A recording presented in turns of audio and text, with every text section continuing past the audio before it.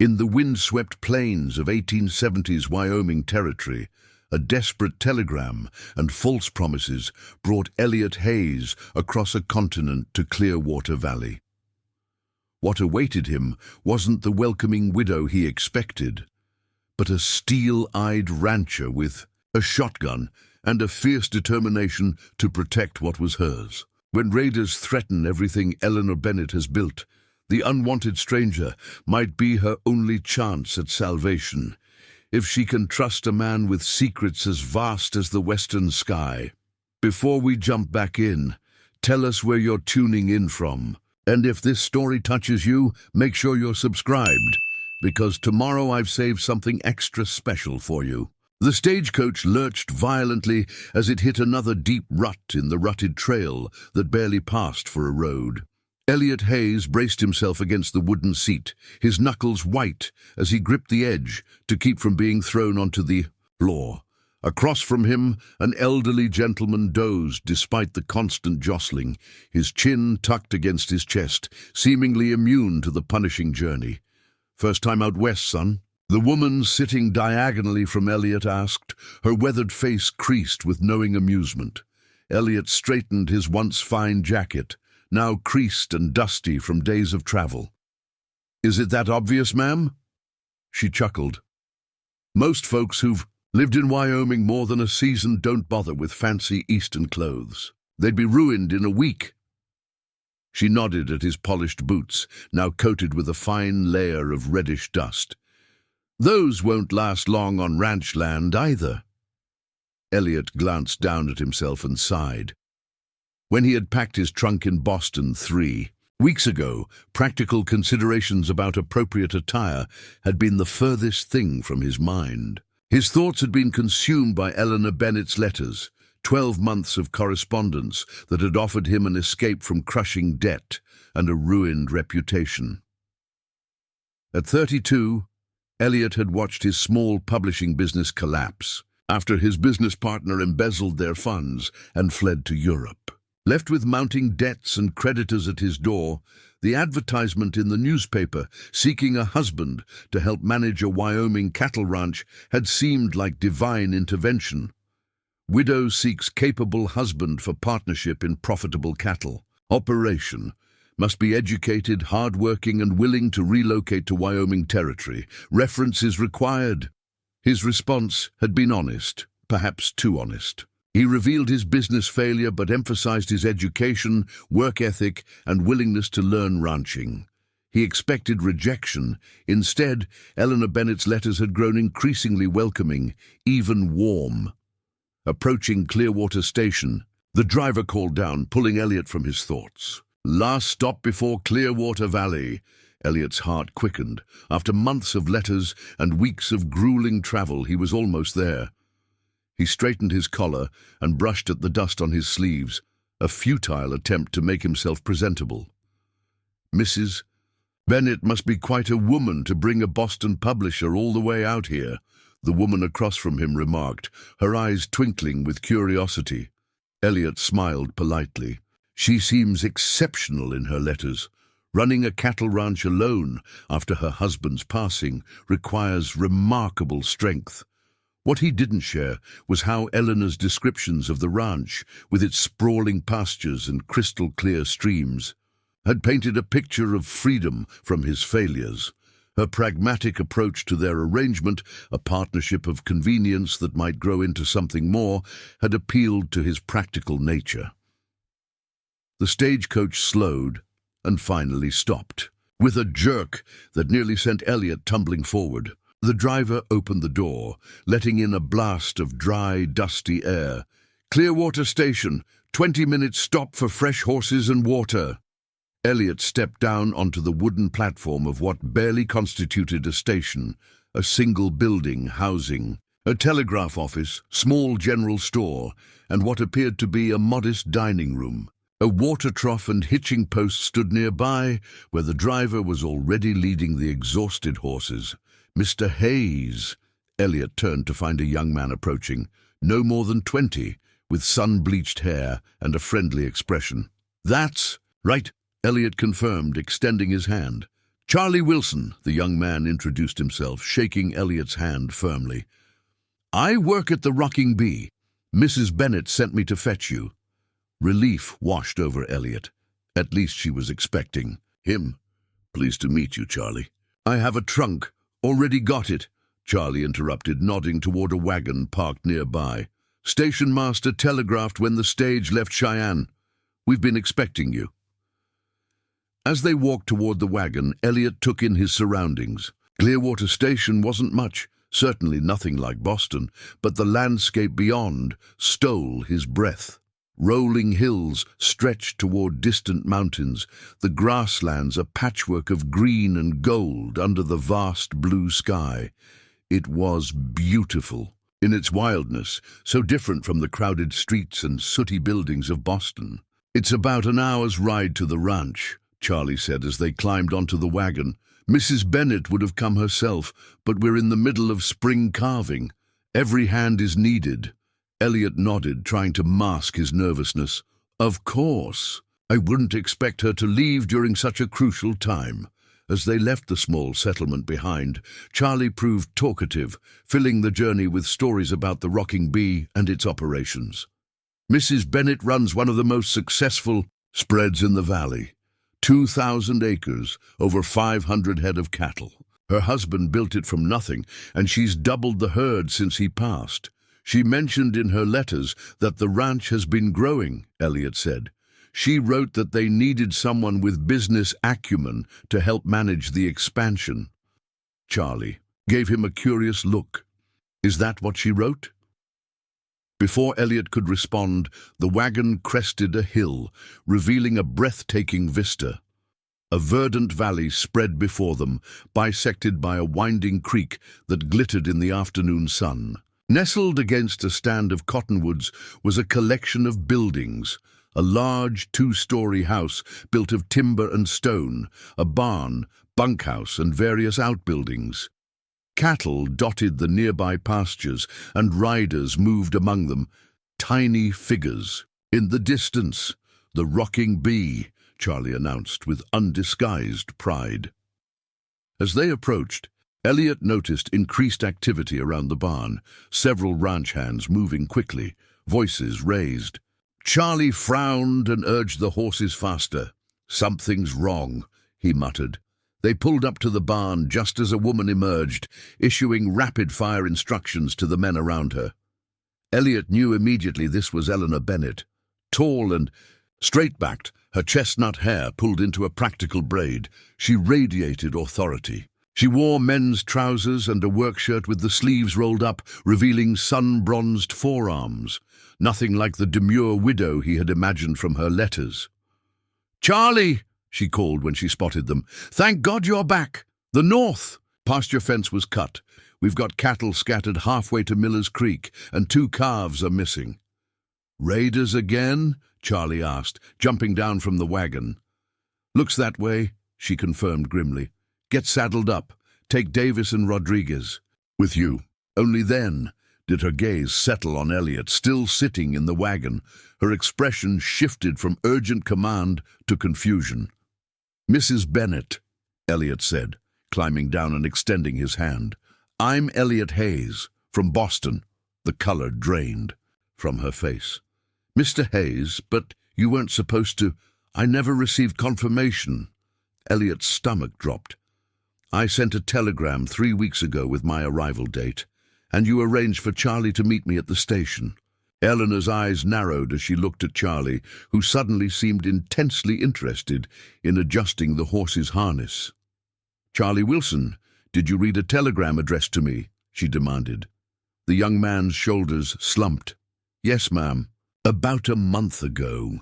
You were up in the North Range, and it seemed important. When I saw it was from Mr. Hayes saying he was coming, I just assumed you'd want me to help. So I sent a reply confirming." Without consulting me, Eleanor's voice was dangerously quiet. "Yes, ma'am. I'm sorry, ma'am." She closed her eyes briefly, as if gathering her patience. "We'll discuss this later. Right now, those cattle are the priority." Charlie nodded, clearly relieved to escape her displeasure, and hurried toward the corral where other men were saddling horses. Eleanor turned back to Elliot, her expression a careful mask. "Mr. Hayes, I apologize for the confusion. As you can see, we're in the middle of a situation. We can discuss our correspondence once this is resolved."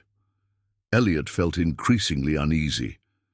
This wasn't the welcome he had anticipated. "Perhaps I can help with the cattle." A flicker of skepticism crossed her face as she took in his city clothes and polished boots. "Have you ever herded cattle, Mr. Hayes?" "No," he admitted, "but I'm a quick learner."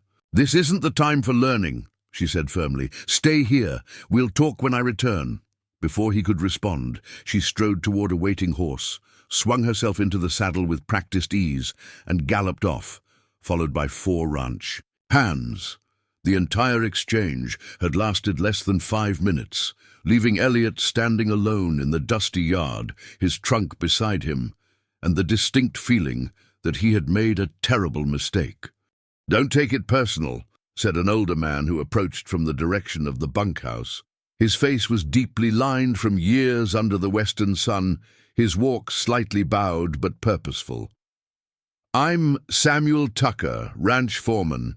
Mrs. Bennett's got a lot on her plate right now." "Pleased to meet you, Mr. Tucker," Elliot said, grateful for the small courtesy. "I gather my arrival was unexpected." "You could say that," Tucker replied, his expression unreadable. "Let's get your things inside. You look like you could use a meal and some rest after your journey. Mrs. Bennett will sort everything out when she returns."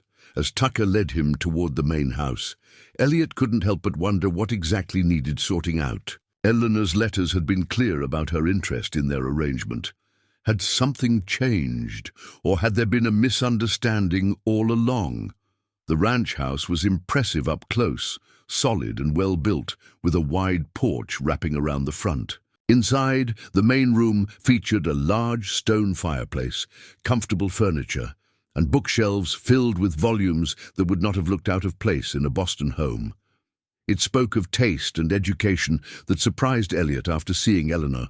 In her work clothes, giving orders like a seasoned trail boss, Mrs. Bennett's husband, Richard, built this place 15 years ago, Tucker explained, noting Elliot's interest. He had grand visions. When he died 5 years back, folks thought she'd sell up and move east. Instead, she learned ranching from the ground up, worked harder than any 2 men. There was unmistakable pride in the foreman's voice. Elliot wondered what Tucker knew about him, about the arrangement he thought he had with Eleanor. The guest. "Room is upstairs, first door on the right," Tucker continued. "Rest up. I expect it'll be a few hours before they return with the scattered herd." Left alone, Elliot carried his trunk upstairs and found the guest room, a simple but comfortable chamber with a bed, washstand, and bureau.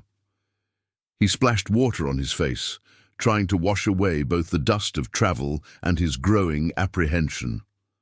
What exactly had he gotten himself into? And more importantly, would Eleanor Bennett, the formidable rancher who seemed nothing like the woman in the letters, still want the arrangement they had discussed? Or was he stranded in the Wyoming wilderness with no prospects and no way home? Preparing and narrating this story took us a lot of time, so if you are enjoying it, subscribe to our channel. It means a lot to us. Now back to the story. Evening had fallen by the time Elliot heard the riders returning. From his window, he watched as they drove the recovered cattle into the corral, their movements efficient despite the growing darkness. Lanterns bobbed, like fireflies, as ranch hands secured gates and checked the animals. Elliot had spent the afternoon unpacking his meager possessions and reviewing Eleanor's letters, searching for any hint of hesitation or reluctance he might have missed. Her words remained as he remembered, practical but warm, describing a partnership that would benefit them both. Now he wondered if someone else had written those letters, or if the strong-willed woman he'd briefly met wore a different persona on paper. A knock at his door startled him. "Mr. Hayes, Mrs. Bennett would like to speak with you in her study." It was Tucker, his voice neutral. "Of course," Elliot replied, hastily tucking the letters away. "I'll be right down." The study was at the back of the house, a handsome room, with a large oak desk, maps of the ranch lands on the walls, and ledgers neatly stacked on shelves. Eleanor stood by the window, still in her work clothes, her braids slightly looser than before. She turned as he entered, her expression guarded. "Mr. Hayes," she began without preamble, "I apologize for the confusion today. It appears we have a situation neither of us anticipated." "I'm beginning to realize that," Elliot admitted. "Your letters suggested you were expecting me, that we had an agreement."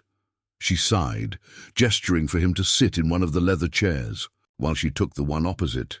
"I did write to you, yes, and I was considering your proposal, but I never sent final confirmation. Your last letter indicated you were waiting for my definitive answer before making arrangements." Elliot felt his face grow warm.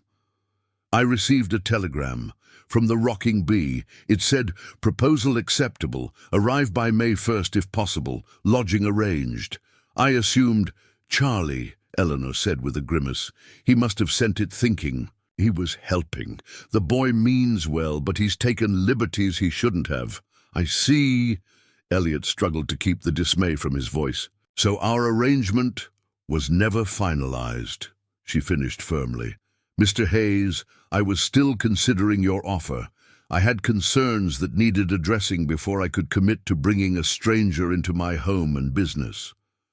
Elliot felt as though the floor had dropped from beneath him. He had sold everything he owned in Boston, paid off what debts he could, and traveled across the country based on what now appeared to be a misunderstanding. "What concerns?" he asked, trying to maintain his composure. Eleanor rose and paced the room, her movements betraying restless energy despite the long day. "This ranch is everything to me, Mr. Hayes. It's not just property, it's my life's work, my legacy. Taking on a partner, especially one with no ranching experience, is not a decision I make lightly." "I understand that," Elliot said. "I was under the impression that my business experience was what you needed. You wrote about expanding your operation, seeking new markets for your cattle." "Yes, but—" She stopped abruptly, studying him. "You truly believed we had an agreement, didn't you?" "I wouldn't have come all this way otherwise," he said quietly. Eleanor rubbed her temples, clearly exhausted. "This is a mess, and it couldn't have happened at a worse time." "The raiders?" Elliot ventured. Her expression darkened. "The Blackwell gang. They've been terrorizing ranches throughout the valley for months, cutting fences, rustling cattle, burning outbuildings. Sheriff Morris can't catch them. They vanish into the hills before he can organize a posse." "And they've targeted your ranch specifically?" "3 times in the past month," she confirmed. "Today was the boldest move yet, cutting fences in broad daylight. They're getting more aggressive." She leaned against her desk, arms crossed. "Which brings me back to our situation. I can't simply send you away, not with night falling and no transportation back to town until the supply wagon goes in 3 days from now." "I appreciate that," Elliot said, relieved he wouldn't be sleeping under the stars. "I'm happy to earn my keep while I'm here, though I admit my ranching skills are non-existent." A ghost of a smile touched her lips. "I gathered that from your clothing. Boston publishers don't typically wear riding boots." "They're new," he admitted. "I thought I should at least look the part." "Looking the part and being the part are very different things, Mr. Hayes." Her gaze was assessing. "What skills do you have that might be useful on a cattle ranch?" Elliot considered carefully before answering. "I'm educated. Mathematics, literature, some law. I ran a successful publishing house for 8 years before my partner's embezzlement. I understand business operations, contracts, accounting. I can read, write, and calculate faster than most." "Can you ride?" "Not well," he conceded. "But I can learn. Shoot, I've fired a pistol at a gallery once. Mend fences, brand cattle, break horses." Elliot sighed. "No to all 3. But Mrs. Bennett, you didn't advertise for a cowboy. You wanted someone with business acumen." Something shifted in her expression. a reluctant acknowledgement. True enough. She moved to a cabinet, withdrew a bottle and 2 glasses, and poured a measure of amber liquid into each. She handed one to Elliot. "To clear thinking," she said, raising her glass slightly. The whiskey burned pleasantly going down, warming Elliot's chest. He hadn't realized how tense he'd been until that moment. "Here's what I propose," Eleanor said after a thoughtful pause. "Stay for 2 weeks. I'll put you to work in areas where you might be useful, reviewing the ledgers, helping with correspondence, perhaps organizing our supply system. It will give me time to assess your abilities and give you time to decide if ranch life is something you can adapt to. And if neither of us is satisfied after 2 weeks, then I'll provide transportation to Cheyenne and enough money for a ticket east," she said simply. "I may not have invited you here, Mr. Hayes, but I won't strand you with no resources. It was more than fair, especially considering the circumstances." "Agreed," Elliot said, extending his hand. She shook it firmly, her grip strong from years of ranch work. "We'll start tomorrow. For now, get some rest. Breakfast is at dawn." As she showed him out, a thought occurred to Elliot. "Mrs. Bennet, may I ask, if you had concerns about our arrangement, why did you continue writing to me for nearly a year?" Eleanor paused at the door, considering her answer. "Your letters were thoughtful, different from others I received. You didn't pretend to be something you weren't. You acknowledged your failures alongside your successes." Her eyes met his directly. "I value honesty, Mr. Hayes. It's rare enough in this world." With that, she bid him good night, leaving Elliot with the curious sense that he'd passed some test he hadn't known he was taking. Morning came with the crowing of roosters and the scent of coffee and bacon drifting up from below. Elliot dressed quickly in the most practical clothes he owned, sturdy trousers and a simple shirt, and made his way downstairs. The kitchen was already bustling. A plump, middle-aged woman with graying hair, pulled into a severe bun, stood at the stove, directing a young girl who was setting out plates and cups on a long wooden table. "You must be Mr. Hayes," the woman said, wiping her hands on her apron. "I'm Mrs. Palmer, housekeeper and cook. This is my daughter Lily." The girl, perhaps 16, bobbed a shy curtsy. "Pleased to meet you, sir." "Likewise," Elliot replied, smiling at them both. "Something smells wonderful." "Sit yourself down," Mrs. Palmer instructed. "Men need a proper breakfast before a day's work." Elliot took a seat, noting that several places were set. He was soon joined by Tucker and another, older man introduced as Hank Miller, the blacksmith. They regarded him with open curiosity, but were polite enough. Eleanor arrived shortly after, dressed in similar work clothes to the day before, though these were fresh and her hair was neatly braided again. "Good morning," she said briskly, taking her seat at the head of the table. "I hope you slept well, Mr. Hayes." "Very well, thank you," he replied, though in truth he had lain awake for hours, contemplating his precarious situation. Breakfast was a simple but hearty affair. Eggs, bacon, biscuits with honey and strong coffee. The conversation flowed easily around ranch matters, until Eleanor turned to Elliot. "I'd like you to spend the morning with me reviewing our operation," she said. "After lunch, Tucker will show you around the ranch, so you understand what we do here." "Of course," Elliot agreed, relieved to start with something within his capabilities. As the meal concluded and the others filed out to begin their day's work, Eleanor led Elliot to her study. Spread across the desk was a large map of the Rocking Bee's holdings. 2,000 acres, she explained, her finger tracing the boundaries. Good water from Clearwater Creek running year-round. Grazing land to the north and east. Hay meadows to the south. We run about 500 head of cattle now, mostly Herefords with some shorthorn mixed in. She pulled out ledgers next, opening them to reveal neat columns of figures. We sell primarily to the army at Fort Laramie and to mining operations in the Black Hills. Some go to markets in Cheyenne and even as far as Denver. Elliot studied the books with interest. The operation was larger and more profitable than he had expected. Your record-keeping is meticulous, he observed. My husband taught school before we came west, she explained. He believed in doing things properly. As the morning progressed, Elliot asked questions about cash flow, seasonal expenses, and market fluctuations. Eleanor answered readily, seeming almost relieved to discuss these aspects of her business with someone who understood their importance. You mentioned expansion in your letters, Elliot said, as they reviewed the previous year's profits. What did you have in mind? A spark of enthusiasm lit her eyes.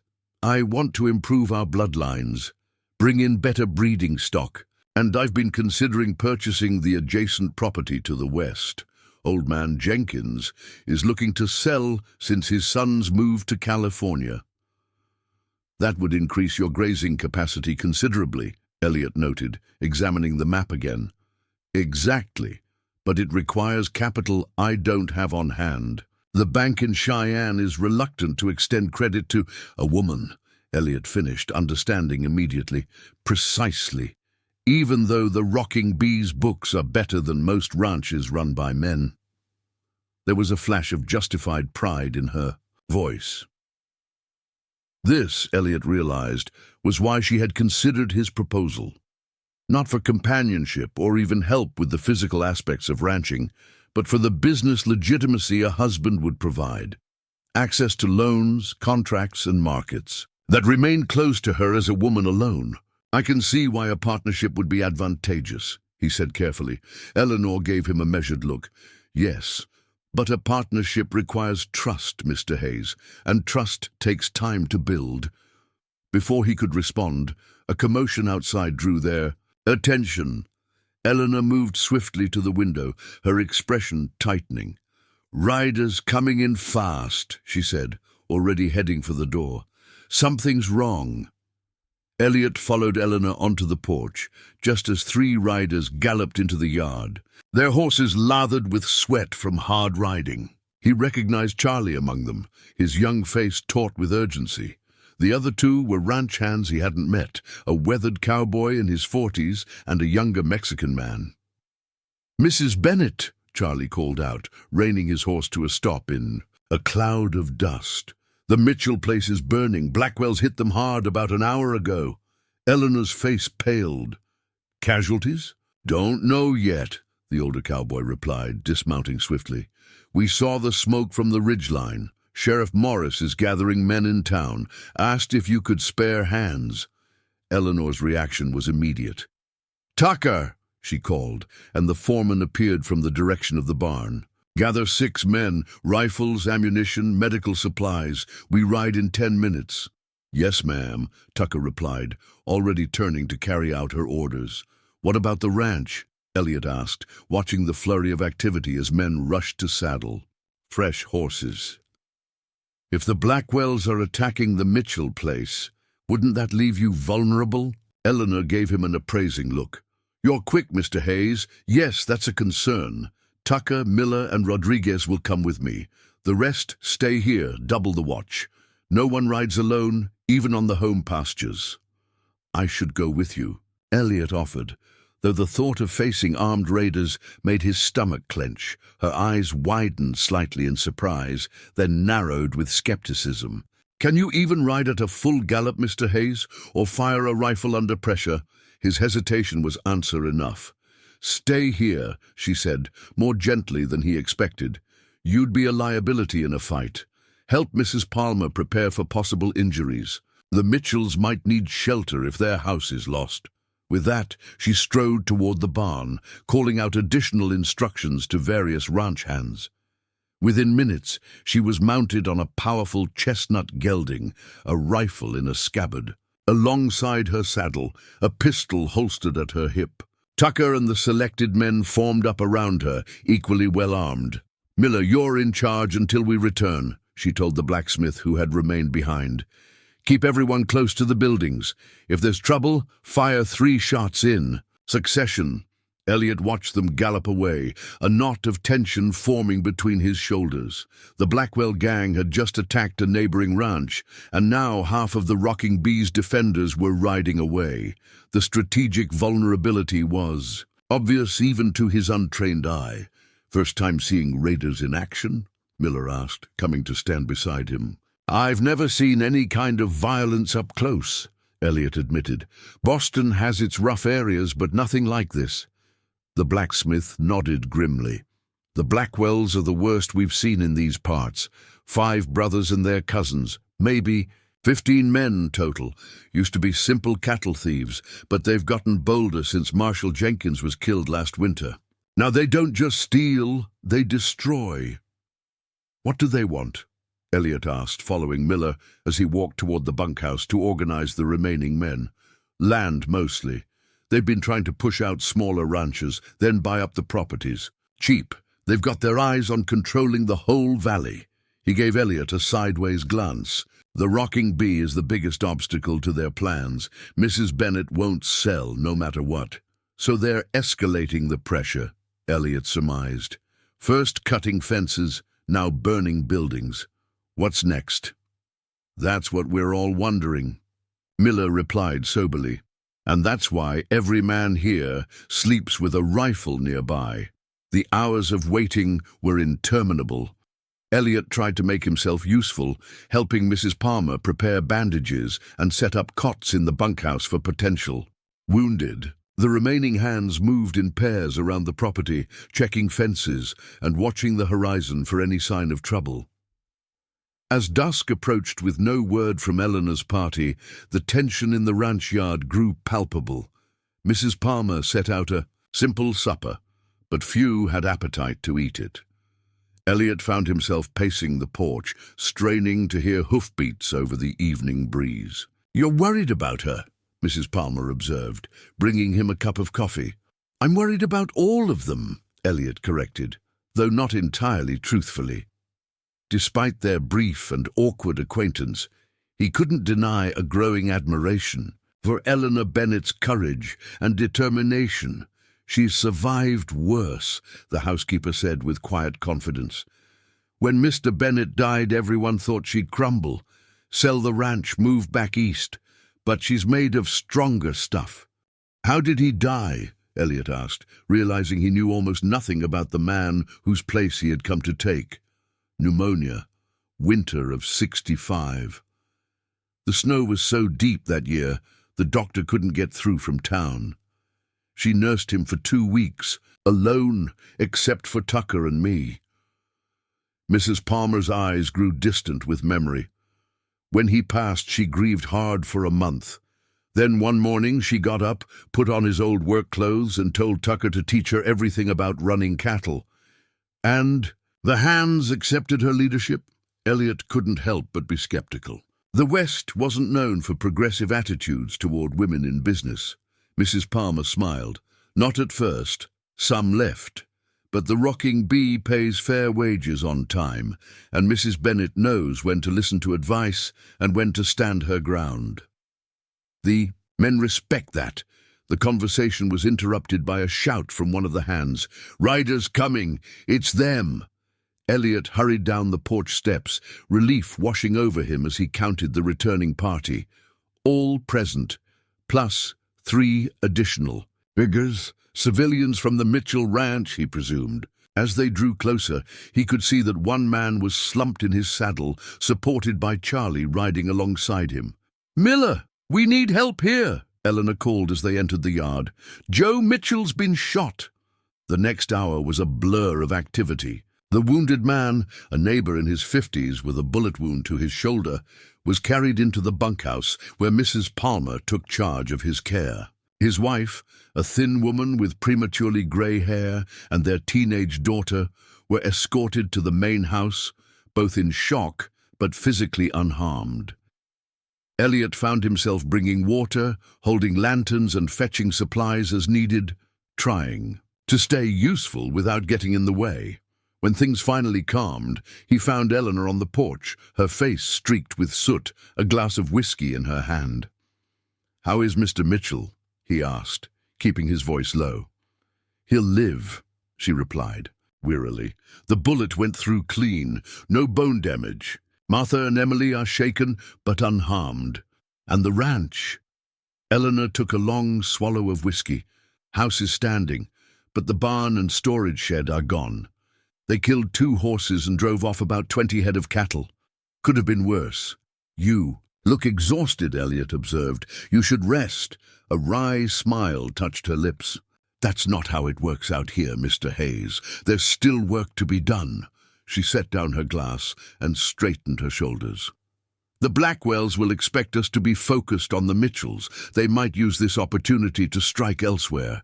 Here, you mean?" She nodded grimly. "Tucker's organizing watches, 4 men at a time, rotating every 4 hours. I'll take the dawn shift." "Let me help," Elliot insisted. "I may not know how to shoot or ride, but I can keep watch as well as anyone." Eleanor studied him for a long moment. "Can you stay awake all night if needed? Alert, watching for any movement, any sound out of place?" "Yes," he said firmly. "I've worked through many nights at my publishing house to meet deadlines. I know how to stay alert." She seemed to weigh his words, then nodded. "Very well. You'll partner with Miller for the midnight shift. He'll show you what to watch for." She turned to go inside, then paused. "Mr. Hayes?" "Yes?" "Thank you for your assistance today. With the wounded and the preparations, Mrs. Palmer says you were quite helpful." The unexpected acknowledgement warmed him. "I'm glad I could be of some use." Inside the house, Elliot found Mrs. Mitchell and her daughter settled in the guest room. He had occupied, so he moved his few belongings to a small study downstairs. After a quick meal in the kitchen, he tried to rest before his watch, but sleep eluded him. The day's events kept replaying in his mind. The urgency of the rider's arrival, the grim efficiency with which Eleanor had organized her response, the wounded man's pale face as they carried him to the bunkhouse. This was so far from the life he had imagined when he answered Eleanor's advertisement. He had envisioned business discussions by lamplight, perhaps learning to ride at a leisurely pace, gradually adapting to life on a cattle ranch. Not armed raiders, gunshot wounds and night watches. Yet he couldn't deny a strange exhilaration beneath his fear. In Boston, he had been a failure, the publisher who lost everything through poor judgment of character. Here, despite his limitations, he had been useful today. People had counted on him, and he had not disappointed them. At midnight, Miller knocked softly on his door. "Time for our watch, Mr. Hayes." Elliot followed the blacksmith outside, where the night was surprisingly cold after the warmth of the day. A 3/4 moon bathed the ranch in silver light, casting long shadows across the yard. "Here," Miller said, handing him a rifle. "Know how to use one of these?" Elliot took the weapon gingerly. "Not really," Miller sighed, but showed patience as he quickly explained the basics. How to load, aim, and fire. "Don't shoot unless I tell you to," he cautioned. "A trigger-happy greenhorn is more dangerous than raiders sometimes." They took positions on the west side of the property, atop a small rise that afforded a view of the approach from town and the neighboring ranches. Miller pointed out landmarks visible in the moonlight, the line of cottonwoods marking Clearwater Creek, the ridge where the trail from town emerged, the darker shadow of the western pastures. "Watch for movement." "Where?" "There shouldn't be any," Miller instructed. "Listen for horses, cattle getting restless, dogs barking, anything unusual." The night was eerily quiet, except for the occasional hoot of an owl or rustle of wind through the grass. Elliot found himself straining to interpret every sound, every shadow. His city-trained senses, accustomed to the constant noise of Boston, were overwhelmed by the vast silence of the prairie night. "Tell me about these Blackwells," he said softly, needing conversation to stay alert. "How did they become so powerful?" Miller spat tobacco juice into the dirt. "Started after the war. 5 brothers came west from Missouri, Confederates who wouldn't surrender. Found it easy to steal cattle during the confusion of those years. Built themselves a stronghold up in the Laramie Range, where lawmen can't easily reach. And no one has stopped them. 2 U.S. Marshals have tried. One's buried in Cheyenne, the other left with a bullet in his leg and never came back. Miller shifted his weight, scanning the horizon methodically. Sheriff Morris is a good man, but he's outnumbered and outgunned. What about the Army? Fort Laramie isn't far. Army says it's a civilian matter unless the Blackwells attack a government installation.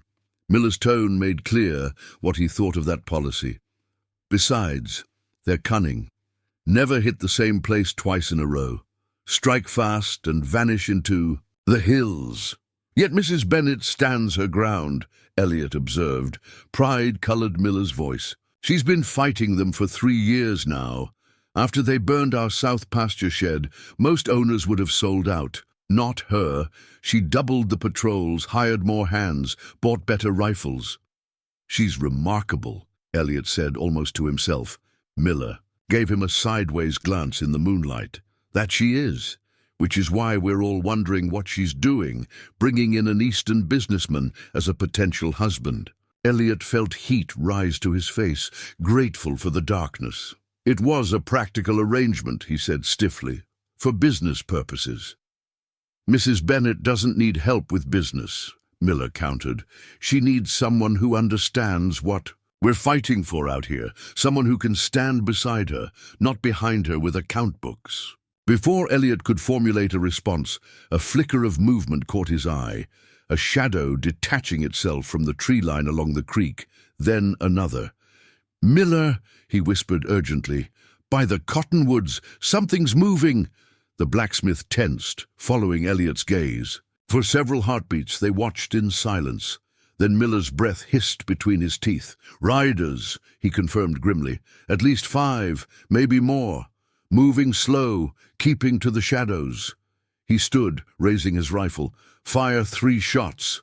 Straight. Up it's the alarm." The crack of Miller's rifle split the night 3 times in rapid succession. Elliot's heart hammered in his chest as he watched the shadowy figures by the creek pause, then scatter into defensive positions. "They know we've spotted them," Miller muttered, dropping to one knee behind a boulder. "Get down, Mr. Hayes."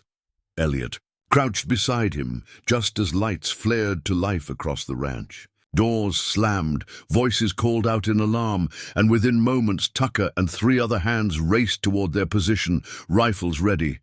"Southwest corner by the creek," Miller reported tersely. "At least 5 riders moving slow until we spotted them." Tucker raised a spyglass, peering into the darkness. "Can't make out details, but they're spreading out. Looks like they're preparing to rush the corral." "The horses," Elliot realized. "They're after the horses." Tucker nodded grimly. "Good stock is worth more than cattle these days. Faster to drive off too." From the direction of the main house came Eleanor, hair loose around her shoulders, a rifle in her hands, and determination etched on her face. She wore a man's coat over her nightclothes, hastily pulled on when the alarm sounded. "What's the situation?" she demanded, kneeling beside Tucker. "Riders approaching from the creek, ma'am. 5 to 7 by my count. They're hesitating now that they've been spotted." Eleanor assessed the terrain quickly. "They'll either retreat or charge. Either way, we need to be ready." She issued orders with calm precision. "Tucker, take Johnson and Rodriguez to the barn. If they make for the horses, that's where they'll hit. Miller, you and Davis cover the house. Charlie, stay with the Mitchells in case this is a diversion." "What about me?" Elliot asked. Eleanor gave him a measuring look. "Stay with me. We'll hold position here where we can see the approach." As the men moved out to their assigned positions, Elliot felt both flattered by her trust and terrified of failing her. "I'm not much use with this," he admitted, indicating the rifle he still held awkwardly. "Then don't shoot unless absolutely necessary," she replied practically. "Keep your head down and watch my back. Sometimes an extra pair of eyes is more valuable than another gun." They settled behind the stone wall that bordered the western edge of the ranch yard, eyes trained on the creek where the shadows had disappeared. The minutes stretched on, tense and silent. "Do you think they've retreated?" Elliot whispered after what seemed an eternity. Eleanor shook her head slightly. "They're waiting, hoping we'll assume they've gone and lower our guard." "You've faced them before." "Too many times," she confirmed, her voice tight. "This is standard. Blackwell tactics. Probe defenses, retreat, then hit when least expected." As if confirming her words, a flicker of movement caught Elliot's eye. Not at the creek, but farther north, near the edge of the corral. "There," he hissed, "by the corral." "Fence!" Eleanor swung her rifle toward the spot he indicated. A dark figure crouched beside one of the fence posts, hands working at something. Even from a distance, Elliot could guess what was happening. "They're trying to open the corral gate," he whispered. Eleanor nodded grimly, taking careful aim. "If those horses scatter, we'll spend a week rounding them up, assuming the Blackwells don't drive them straight to the hills." She fired, the report shattering the night's silence. The figure by the corral jerked, then scrambled away into darkness. Instantly, gunfire erupted from multiple positions along the creek, bullets kicking up dirt around their position. "Down!" Eleanor commanded, pulling Elliot lower behind the wall as lead whined overhead. From the barn came answering fire as Tucker and his men engaged. The ranch had transformed into a battlefield, muzzle flashes punctuating the darkness like deadly fireflies. "They're making a serious play this time," Eleanor muttered, ejecting her spent cartridge and loading another. "Usually they cut and run after the first exchange." Elliot's city-bred instincts screamed at him to flee, to seek proper shelter, but he forced himself to remain still, watching for movement as Eleanor had instructed. That's when he noticed something alarming. 2 riders had broken away from the main group, circling wide around the ranch buildings toward the eastern pasture. "Mrs. Bennett! 2 riders circling east!" She followed his pointing finger, cursing. Under her breath, "They're heading for the back of the house. It's a diversion." She raised her voice. "Tucker, watch the east side." But Tucker and his men were pinned down by heavy fire from the creek, unable to reposition. Eleanor's face hardened with decision. "Stay here," she ordered Elliot. "Keep watching." "The corral! I need to circle around to the house." Before he could protest, she was gone, moving in a crouched run toward the shadowed side of the bunkhouse. Elliot watched her disappear with a surge of admiration and fear. Alone now, he pressed himself against the stone wall, rifle clutched uselessly in his sweating hands. The gunfire continued for several minutes, sporadic exchanges that seemed to accomplish little except keeping everyone pinned down. Then, from the rear of the main house came a woman's scream, high and terrified, Mrs. Mitchell or her daughter. The eastern riders had reached the house. Elliot's fear crystallized into clarity. Eleanor had gone to intercept them, but there were 2 raiders and only one of her. The remaining ranch hands were engaged at the front of the property. No one else was positioned to help. Without conscious decision, he found himself moving, staying, low and using the shadows just as he'd seen Eleanor do, not toward the gunfire, but circling around the bunkhouse, the storehouse, and finally approaching the rear of the main house from the south side. 2 horses stood at the back porch, confirming his suspicion.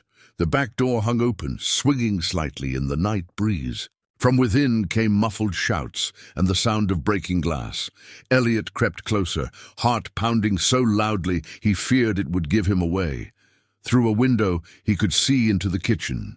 One raider, a bearded man in a dusty coat, was stuffing silver and valuables into a sack, while another held Mrs. Mitchell and her daughter at gunpoint. Of Eleanor, there was no sign. The bearded man laughed, holding up a silver candlestick. "Jackson was right. The widow's got some fine things. Might be worth taking more than just the silver, eh, Frank?" His companion, a younger man with a cruel twist to his mouth, leered at Emily Mitchell, who couldn't be more than 16. "Wouldn't mind taking this pretty one along." Been a while since we had female company up at the hideout. Mrs. Mitchell moved protectively in front of her daughter. "You animals!" she spat. "Sheriff Morris will hunt you down for this!" The man called Frank backhanded her across the face, sending her crashing into the kitchen table. "Morris ain't catching!" "Nobody. And no one's coming to help you neither. They're all too busy out front." Elliot's blood boiled at the casual violence. These weren't just cattle thieves, they were predators ready to escalate to far worse crimes. But what could he do? He had no experience with firearms, no skill in fighting. Against two armed men, he'd be dead in seconds. His gaze fell on a woodpile near the back steps, stacked neatly with split logs for the kitchen stove. Beside it leaned an axe, its blade glinting in the moonlight. Moving silently, Elliot set down the rifle and took up the axe. It felt substantial in his hands, the heft of the iron head giving it deadly weight. He had never used a weapon against another human being, had never imagined he could. But the thought of what awaited Mrs. Mitchell and her daughter if he did, nothing steeled his resolve. Taking a deep breath, he approached the open back door. The raiders were focused on gathering valuables and terrorizing their captives, unaware of his presence. 3 steps up to the porch. 2. 1. Elliot crossed the threshold just as the bearded raider turned toward the hallway. Their eyes met in a moment of mutual surprise. The raider reaching for his pistol, Elliot raising the axe. What happened next seemed to unfold in slow motion. Elliot swung the axe with all his strength, not at the man's body, but at his outstretched gun arm. The heavy blade connected with a sickening thud, and the raider's scream of pain filled the kitchen. His pistol clattered to the floor as he clutched his mangled arm. The second raider whirled, firing wildly in Elliot's direction. The bullet splintered the doorframe inches from his head. Propelled by terror and adrenaline, Elliot charged forward, still gripping the axe. The raider's second shot went wide as Elliot crashed into him, driving him back against the kitchen wall. They grappled desperately, the raider trying to bring his gun to bear, Elliot fighting to keep the weapon pointed. Away! In the struggle, Elliot lost his grip on the axe. Weaponless now, he knew his advantage was slipping. Then, beyond the raider's shoulder, he glimpsed movement. Mrs. Mitchell rising from the floor, a cast-iron skillet in her hands. With a cry of rage, she brought it down on the back of the raider's head. The impact made a hollow sound, like a melon being split. The man's eyes rolled back, and he slumped to the floor. For a heartbeat, the kitchen was still. Then the first raider, still conscious despite his wounded arm, lunged for his fallen pistol. Elliot dove for it simultaneously, fingers closing. Around the grip mere seconds before the raider could reach it. Hands shaking, he pointed the unfamiliar weapon at the wounded man. "Don't move," he gasped, struggling to keep his voice steady. "Where's Mrs. Bennett?" The bearded man grimaced through his pain. "Bitch shot at us from the porch. Frank winged her. She ran toward the barn." Eleanor was wounded. The knowledge sent a chill through Elliot. But he couldn't leave these raiders.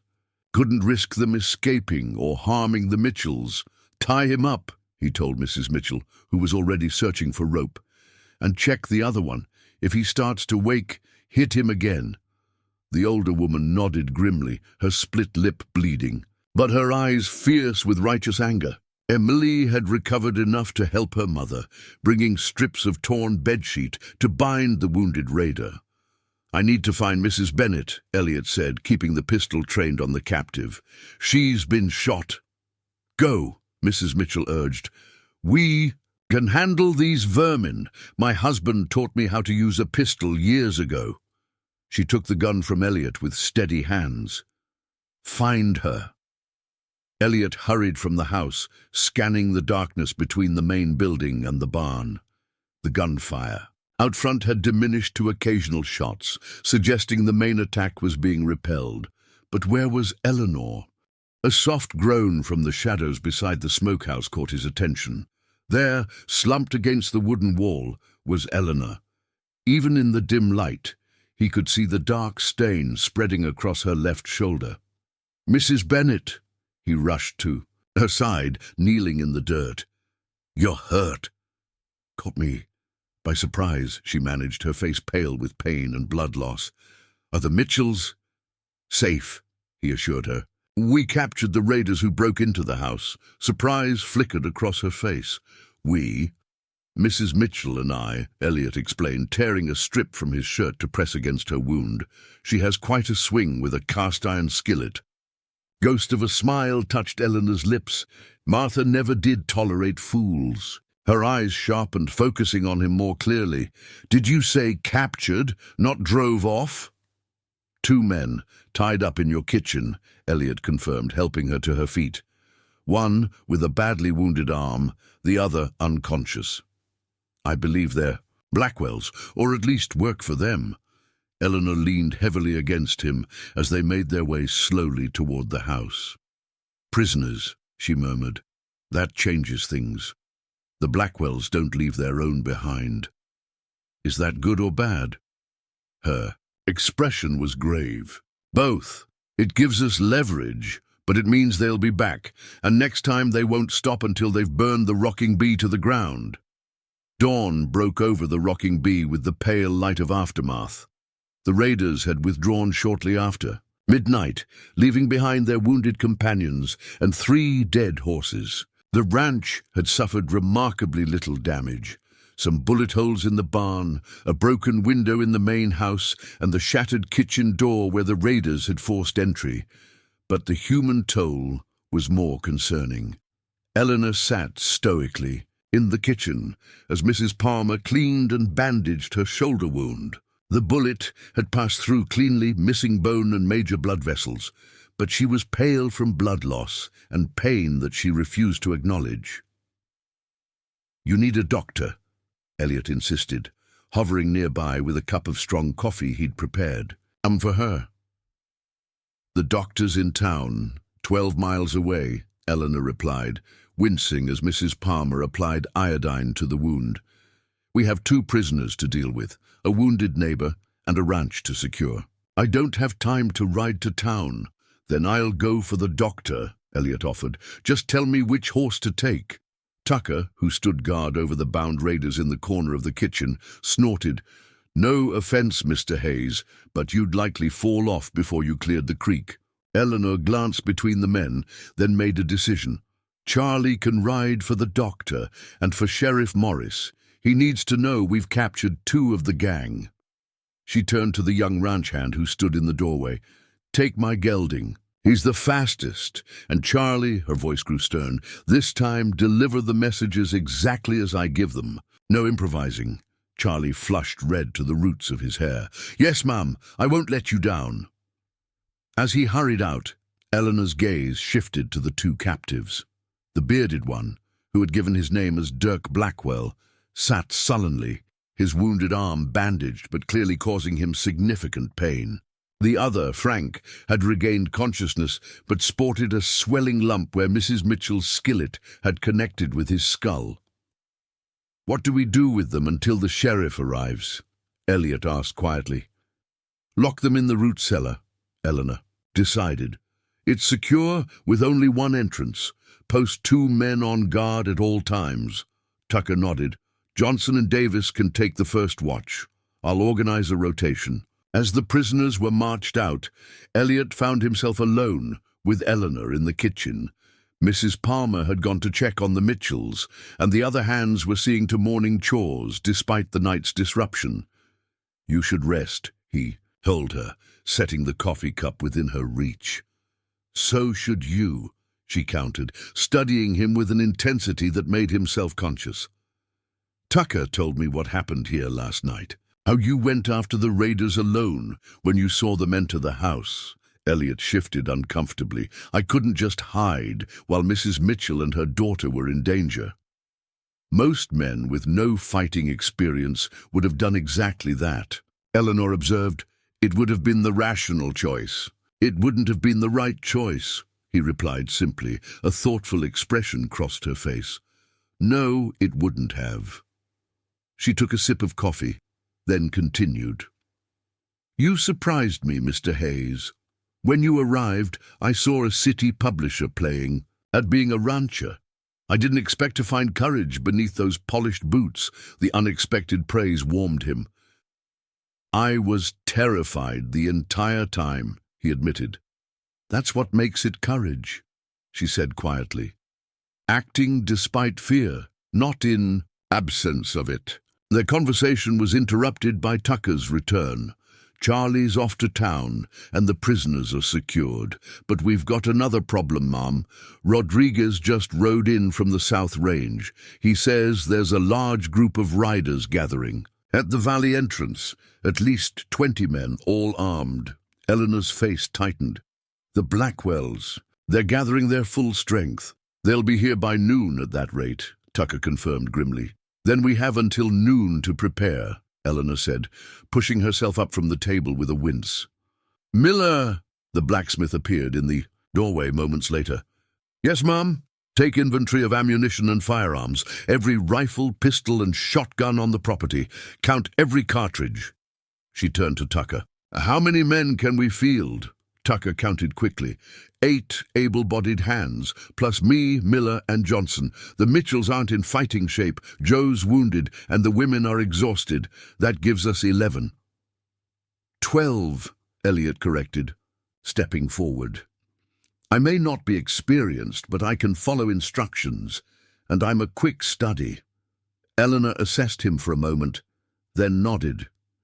12 against 20 is still poor odds, but we've faced worse. We could send the women and children to town, Tucker suggested. Get them clear before the fighting starts. And leave the ranch undefended while half our force escorts them? Eleanor shook her head. The Blackwells would burn everything to the ground before we returned. No, we make our stand here. She moved to the large table in the dining room, where a map of the ranch properties was spread out. With quick, decisive movements, she began marking defensive positions. Tucker, have the men fortify the barn and main house. Board up the lower windows, move hay bales for cover, put water barrels near each building in case of fire. She traced a line along the creek. We'll position our best marksmen here, where they have clear sight lines to the approach from the valley. The rest will defend the buildings directly. Elliot studied the map, a question forming. What about the prisoners? The Blackwells are coming for them, presumably. Precisely why we'll keep them in the root cellar, Eleanor confirmed. If the Blackwells want their men back, they'll have to negotiate, or kill everyone and simply take them, Elliot pointed out. A shadow crossed her face. That's a possibility we have to prepare for. She straightened, wincing again at the movement of her injured shoulder. Which is why I want you to ride to the Morton spread as soon as we're done here. Elliot blinked in surprise.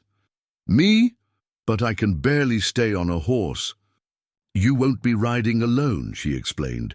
Davis will accompany you. The Mortons are our closest allies, about 5 miles east. Edward Morton owes me his ranch. I loaned him money when the bank was foreclosing last year. If you explain our situation, he'll send men. The responsibility of the mission wasn't lost on Elliot.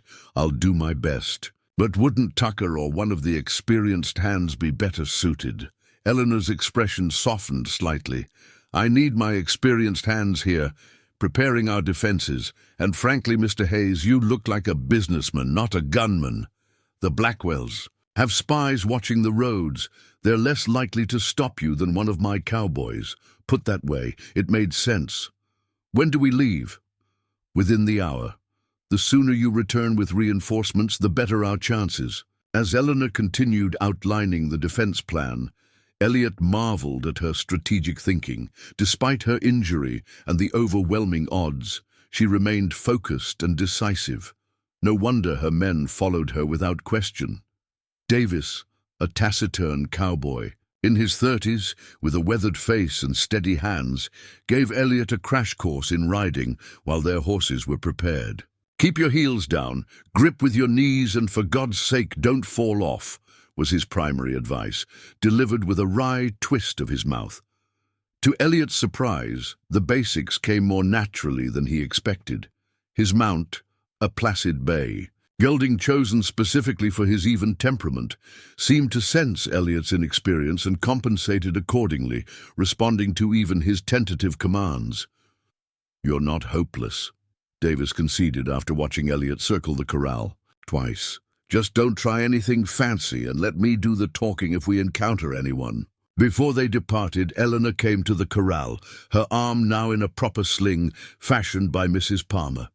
"If you encounter Blackwell men on the road, don't try to fight," she instructed. "Ride hard for the Mortons. Getting help is more important than confrontation." "And if the Mortons won't come?" Elliot asked, voicing the concern that had been nagging at him. A grim smile touched her lips. "Tell Edward that I'll call in his loan immediately if he doesn't uphold his end of our friendship. He'll understand." As they mounted up, Elliot noticed Eleanor watching him with an unreadable expression. "Be careful, Mr. Hayes," she said quietly, her hand briefly touching his boot in the stirrup. "The rocking bee needs you to return safely." The simple statement carried more weight than any flowery declaration might have. Eleanor Bennett was not a woman given to empty sentiments. "We'll be back with help," he promised. "Hold the ranch until then." The ride to the Morton spread was tense, but mercifully uneventful. Davis led the way, setting a pace that challenged Elliot's novice riding abilities without overtaxing them. They kept to less traveled routes, skirting the main road and using tree lines for cover when possible. "The Blackwells usually stick to the high ground," Davis explained as they crossed a shallow ford. "They like to see trouble coming. That's why we're keeping to the creek beds." Elliot's muscles protested the unaccustomed activity, but he gritted, his teeth against the discomfort. Every minute counted if they were to return with reinforcements before the Blackwells attacked. The image of Eleanor, pale from blood loss but still planning the ranch's defense, kept him determined despite his body's complaints. They reached the Morton Ranch by mid-morning, a modest spread with a well-maintained house, small barn, and several outbuildings. As they approached, a man emerged onto the porch with a rifle in his hands, clearly wary of unexpected visitors. "That's Edward Morton," Davis murmured. "Let me introduce you properly so he doesn't get trigger-happy." Morton was a stocky man in his 50s with iron-grey hair and suspicious eyes that softened somewhat when he recognized Davis. "Long way from the rocking bee," he called out as they dismounted. "What brings you to my doorstep, Mike?" Davis briefly explained their situation while Elliot studied the ranch, noting at least 4 hands visible at various tasks. Not many, but potentially enough to tip the balance at the rocking bee if they joined forces. When Davis finished, Morton turned his attention to Elliot. "So you're the mail-order husband Eleanor sent for? You don't look like a rancher." "I'm not," Elliot admitted frankly. "I'm a publisher from Boston, or I was. Circumstances have changed considerably since my arrival." Morton snorted. "I'll bet." "They have. Eleanor Bennett doesn't need a man to run her ranch. She does fine on her own." "So why'd she send for you?" The directness of the question caught Elliot off guard. "Business considerations," he said finally. "Access to markets and capital that are often denied to women, no matter how capable." Morton studied him for a long moment, then nodded as if satisfied. "Sounds like Eleanor's thinking, always 3 steps ahead of everyone else." He turned to Davis. "How bad is it?" "Really bad," Davis confirmed grimly. 20 Blackwells riding in, and we've got 2 of their men locked in our root cellar. Mrs. Bennett took a bullet in the shoulder, and we're outnumbered nearly 2 to 1. Morton's jaw tightened. Damn fools going after the rocking bee directly. "I never thought even the Blackwells would be that bold." He was silent for a moment, then called over his shoulder, "Jimmy, get the men. We're riding to the rocking bee." Relief washed over Elliot. "Then you'll help?" "Damn right we will," Morton confirmed, already moving toward the barn. "The Blackwells have been pushing smaller ranches out for years. If they take down the rocking bee, none of us stand a chance." He paused, giving Elliot an appraising look. "Besides, Eleanor Bennett saved my ranch when no one else would." Some debts can't be measured in dollars. Within 20 minutes, Morton and 5 hands were saddled and armed, ready to ride. Combined with Davis and Elliot, their force had nearly doubled. "We'll take the high trail," Morton decided. "It's faster, and at this point, stealth matters less than speed. If the Blackwells spot us, so be it. Better they know reinforcements have arrived." As they mounted up, Elliot found himself placed in the middle of the group, protected on all sides by experienced riders with rifles at the ready. The consideration wasn't lost on him, nor was the irony of his position. 2 days ago, he had been a displaced businessman trying to find his place on a cattle ranch. Now he was riding with armed men to defend that same ranch against outlaws. Life in Wyoming territory, he was discovering, moved at a far more accelerated pace than in Boston. Elliot's thighs burned with every stride of his horse as they galloped back toward the rocking bee. Despite his exhaustion and discomfort, a sense of triumph swelled within him. They had secured the help they so desperately needed. Morton and his men rode with grim determination, rifles across their saddles, ready for the confrontation ahead. As they crested the final ridge overlooking the valley, Davis raised his hand for them to halt. From this vantage point, the rocking bee was laid out before them, and the sight made Elliot's blood run cold. At the far end of the valley, a dark line of riders was visible, moving steadily toward the ranch buildings. The Blackwells had arrived earlier than expected. "We're cutting it close," Morton observed, his weathered face tightening. "They'll reach the ranch within the hour." Davis nodded grimly. "Mrs. Bennett will have everyone in defensive positions by now. We need to approach from the east, behind the barn. That's our rallying point if things go sideways." Morton turned to his men. "You heard him. We ride hard and hit them from behind. With luck, they won't know we're coming until it's too late." They descended the ridge at a controlled gallop, keeping to the tree line when possible.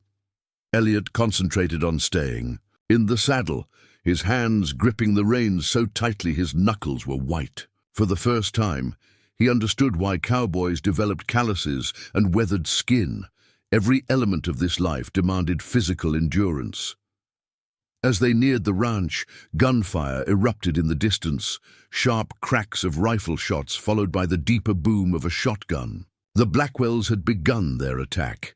Davis led them on a wide arc around the pasture, approaching the ranch from the east as planned.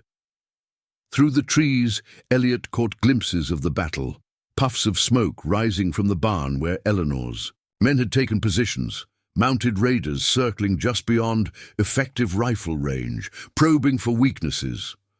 "They're testing the defenses," Morton explained as they slowed to assess the situation. "Looking for the easiest way in." Standard Blackwell tactics.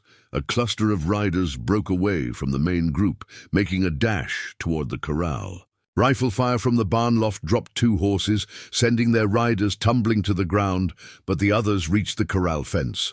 "They're trying to stampede the horses," Davis said urgently. "If they succeed, Mrs. Bennett loses both valuable stock and mobility." Morton made a swift decision. "Jimmy, take Ben and Michael and circle behind those men at the corral. The rest of us will head for the barn to reinforce the main defense." As Jimmy's group split off, Morton led the remaining riders, including Elliot, toward the barn. They approached from the blind side away from the main attack and reached the back entrance without being spotted by the Blackwells. Tucker was inside, directing the defense from behind a barricade of hay bales. His eyebrows shot up in surprise when they entered. "Davis, Mr. Hayes, you made it back, and with help." "Where's Mrs. Bennett?" Elliot asked, dismounting awkwardly, his legs nearly buckling beneath him after the hard ride. "Main house," Tucker replied, gesturing with his rifle. "She's coordinating between there and here. Took another shot at her arm about 20 minutes ago, but she's still on her feet. Eleanor had been wounded again." The news sent a jolt of worry through Elliot. "I need to get to her," he said, already moving toward the barn door that faced the house. Tucker grabbed his arm. "Not that way. It's exposed ground between here and there. You'll be cut down before you make it halfway." There's a covered walkway between the smokehouse and the kitchen, Davis interjected, used during winter storms. You can reach it from the back of the barn, then work your way to the house. Morton nodded to his men. We'll reinforce the barn defense. Hayes, get to the house and let Mrs. Bennet know we've arrived with 7 extra guns. The narrow passage Davis had mentioned was little more than a crude tunnel formed by a sloping roof over a dirt path, but it provided cover from the Blackwells' line of sight. Elliot crouched low, running along its length until he reached the smokehouse. From there, he darted to the back porch of the main house. Inside, he found organized chaos. Mrs. Palmer was tearing sheets into bandages while Lily loaded shotguns and passed them to the men moving between defensive positions. Mrs. Mitchell and her daughter had taken over the kitchen, preparing food and coffee for the defenders. Eleanor stood by the dining room table, which now held a rough sketch of the ranch with markers showing the positions of their defenders and the attacking Blackwells. Her left arm was in a fresh bandage, spots of blood already seeping through, but her eyes were clear and focused as she issued instructions to Miller.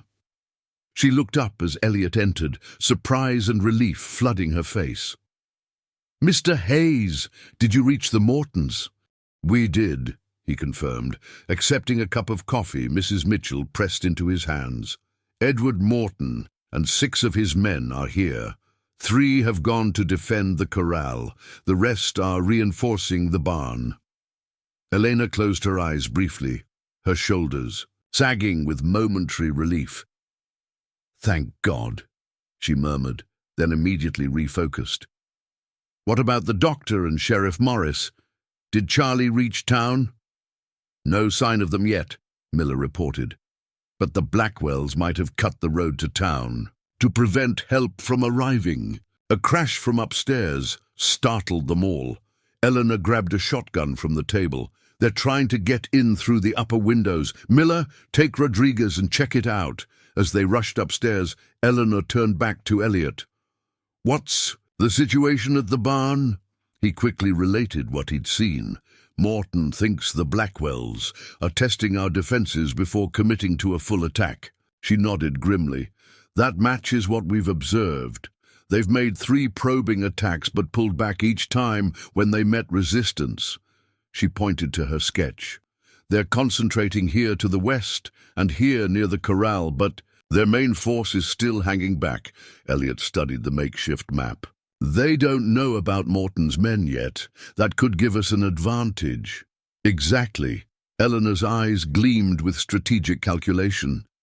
"If they think they're facing only our original defenders, they'll be more confident in their approach." Thought occurred to Elliot. "What about the prisoners? Could we use them to negotiate?" "I already sent a message with one of their wounded who managed to crawl away during the night," Eleanor replied. "Offered to exchange the prisoners for the Blackwells' withdrawal. They sent back the messenger's hat with a bullet hole through it." The brutal response left little doubt about the Blackwells' intentions. "They planned to kill everyone and take their men back anyway," Elliot realized. "That's been Jackson Blackwell's way for years," Eleanor confirmed. "He doesn't negotiate. He dominates." Gunfire intensified outside, and Miller called down from upstairs. "We've secured the 2nd floor, but they're making a push toward the front porch." Eleanor moved to the window, carefully peering around the edge of the boarded section. "At least 10 riders making a direct approach. This isn't a probe, it's the main attack." Without hesitation, she began issuing rapid orders. "Miller, stay upstairs with Rodriguez. You have the best vantage point. Mrs. Mitchell, get everyone non-essential to the root cellar. Mrs. Palmer, move the medical supplies to the kitchen. It's the most defensible room if they breach the house." She turned to Elliot, studying him intently. "Can you shoot?" "Not well," he admitted, "but I'm willing to try." She handed him a pistol, a heavy Colt revolver that felt awkward in his hand. 6 shots, make them count. Stay by the side window and watch for anyone trying to circle around the house." As the women hustled to carry out Eleanor's instructions, Miller called down again, "Mrs. Bennet, riders approaching from the east." Eleanor's face paled. The Blackwells are coming from both directions now. Elliot moved to the east-facing window and carefully peered out. What he saw sent a surge of relief through him. "It's not the Blackwells," he reported. "It's Sheriff Morris, and he's brought a posse." True enough, a group of at least 15 riders was approaching rapidly from the direction of town, led by a tall man with a silver star pinned to his vest. At the same moment, the sound of gunfire from the west intensified as Morton's men joined the battle at the corral. "The Blackwells are caught between two forces now," Eleanor said, a fierce smile crossing her face despite her pallor. "Morris, from the east, Morton reinforcing our position from within." The tide of battle shifted perceptibly over the next few minutes. The Blackwells, suddenly facing fire from multiple directions, began to fall back. Several riders wheeled their horses around, retreating toward the valley entrance. "They're breaking," Miller called from upstairs. "At least half of them are pulling back." Eleanor moved to the front door, shotgun at the ready. "This is our chance. If we press them now, they might retreat completely." "You're in no condition to join a charge," Elliot protested, alarmed at her intention. She fixed him with a steely gaze. "This is my ranch, Mr. Hayes. I'll defend it on my feet, not hiding behind walls." Before he could argue further, she threw open the door and stepped onto the porch. Elliot had no choice but to follow, the pistol clutched in his sweating hand. From the barn, Tucker emerged with several men, responding to Eleanor's appearance. From the east, Sheriff Morris and his posse charged forward, closing the trap on the remaining Blackwells. Caught between advancing forces, most of the raiders scattered, fleeing in all directions. But one group of riders held their ground. 5 men centered around a massive figure on a black horse. Even from a distance, the leader's authority was unmistakable.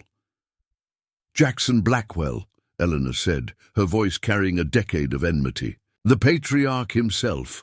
Blackwell raised his hand, and his men stopped firing. In the sudden silence, his voice boomed across the ranch yard. "Bennett, send out my brothers, and we'll end this here and now." Eleanor stepped forward, seemingly unconcerned about presenting herself as a target. "Your brothers tried to rob my house and assault my guests, Blackwell. They'll stand trial for their crimes." "There won't be trials," Blackwell shouted back. "Either you release them, or we burn every building on this ranch to the ground, starting with that house where you're keeping the women and children."